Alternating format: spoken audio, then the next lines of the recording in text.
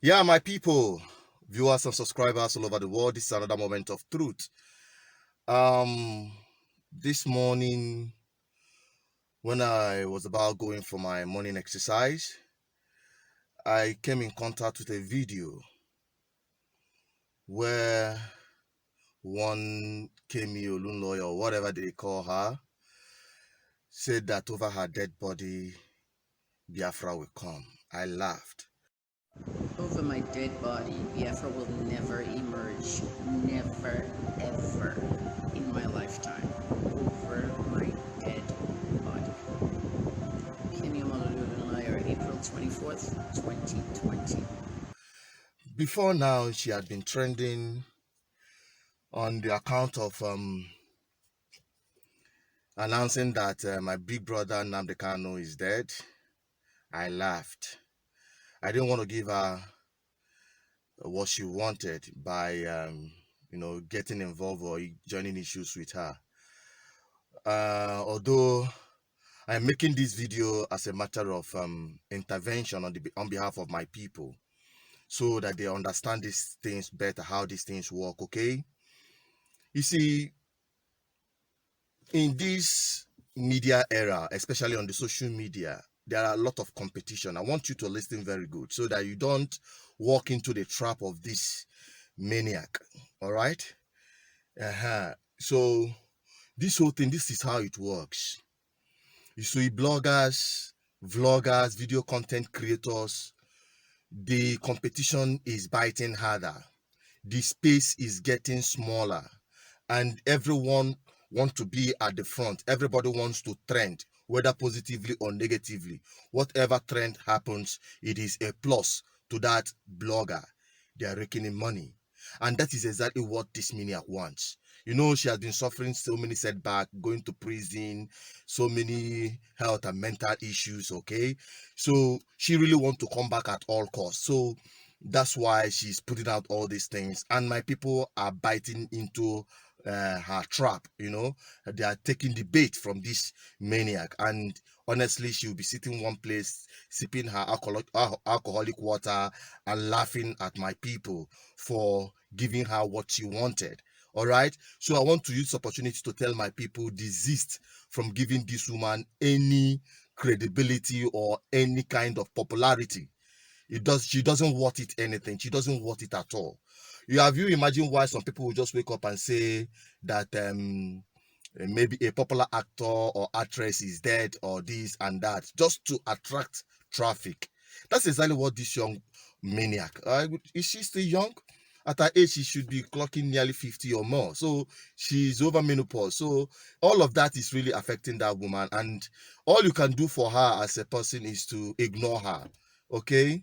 If you cannot pity her, just ignore her, all right? So stop giving her popularity. I've seen so many IPOB, Biafran enthusiasts who are lashing at her on the social media and making her trend. And she's coming up and she doesn't care. So please, I beg of you, do not give in to those these are distractions that you don't need, okay? Having said that, I want to quickly say one thing that is very important, that for once I got impressed by a Nigerian governor, talking about governor of Cross River State, Ayade. Honestly, he impressed me by his speech and his action throughout this lockdown exercise. I want you to listen to him. I'll be right back. But before you do, I can assure you, you need your dictionary just right beside you. I'll be right back. I think Africans should come to that realization that it is not vaccines, it is healthy living. Give people job. Thabo Mbeki once told the world, don't tell us about giving us HIV drugs in South Africa. Give us money. Let us improve our agriculture. Let everybody have a job and is working and is living healthy. HIV virus will disappear. The same thing with coronavirus. It will sound very controversial, but they should know that I'm talking from sound intellectual and scientific background. The virus itself, the test method itself, the PCR test method, is an unreliable test method and is never to be used for diagnostic purpose, but for genomic sequencing, for just research purposes. But PCR is being used, test kits are being produced, test kit manufacturers are making cool money. If I test you and your coronavirus positive, what do? There is no vaccine today. There is no established, approved international treatment protocol. However, you have also announced that some people have recovered. Those people who have recovered, why don't you go and take their serum? Their serum shows that if they have recovered, it means they now have the antibody against the virus. So go take their serum, do a synthesis of their serum based on the electrophoresis, and synthesize and mass produce the vaccine. Why can't federal government start putting money on the research on the production of that vaccine in Nigeria? We have professors of virology, intelligent Nigerian professors of virology, lying waste in the universities. With the money you have now, you can set up a proper vaccine production plant, a first of its kind, a world-class vaccine, and very easy. I teach immunology in a university, and what do? That healthy man that you say has recovered, you have discharged 19, you have discharged 20, they have recovered.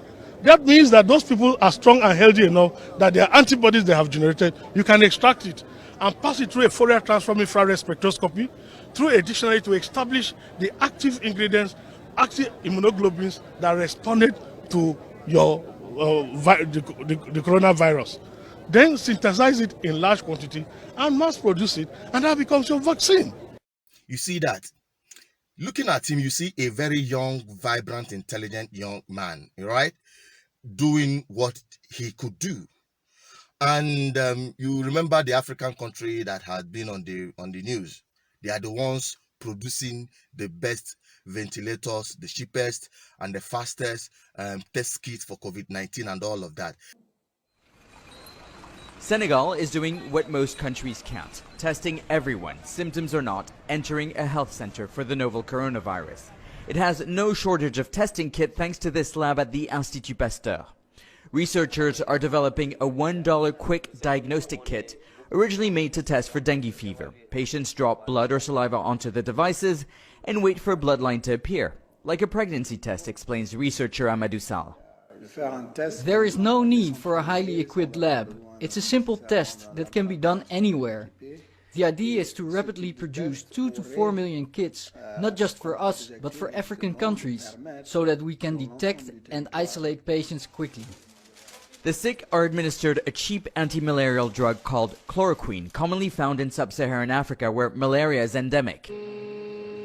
With only 50 ventilator machines for 16 million people, Senegalese engineers are using a 3D printing machine to produce more.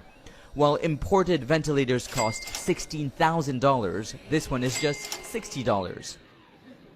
Senegal is counting the cost and it's paying off. More than a month into the outbreak, the small West African nation suffered only 2 deaths, with most patients treated healed. This is what Africa is all about. This is what Africa can do by themselves. You don't need to sit back and wait for one white man somewhere or one Western person somewhere or one Asian somewhere to provide everything you need. You just follow the lead. Onwari, noir, if you mess, you go mess. If you stand, you go stand. If you lock down, you go lock down. If you lock up, you go lock up. You know, that shows how visionless our so-called leaders, who I told you they are old and they are only heading to their graves. So if you are following them, they can only lead you to their graves. To be honest with you, that is the truth I can tell you. So it is high time Africa start looking inward. We should start redefining our civilization. To be honest with you, what is happening in the world is an advantage to the African people. Black race all over the world. This is an advantage for you.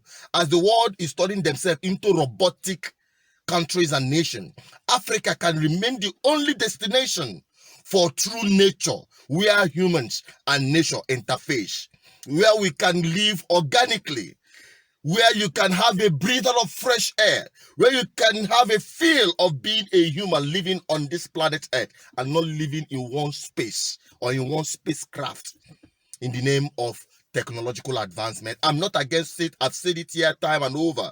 But we have to redefine our civilization. We have to take our civilization step one after the other. We have to go by our own pace. That is what I am talking about. And that is exactly what this young man, the governor of Cross River State, have really done. That is an impressive statement and action from him, and I expect more young intellectuals to be part of government. Don't allow never-do-wells, people who you don't know their antecedent on how they make money. They will just, if you make about billions, you have billions running in your accounts, then you are qualified to run for governorship or political office. No, it doesn't work that way. We need visionary young people who understand the trend of time. And that is why I tell African young people all over the world, it is high time. Whether you are an African, European, or African American, or African living in Africa, anywhere you are, it is high time for us to go down back to our roots, because that is the hope of the entire humanity. I'm signing out, not without saying, please stay safe. Goodbye.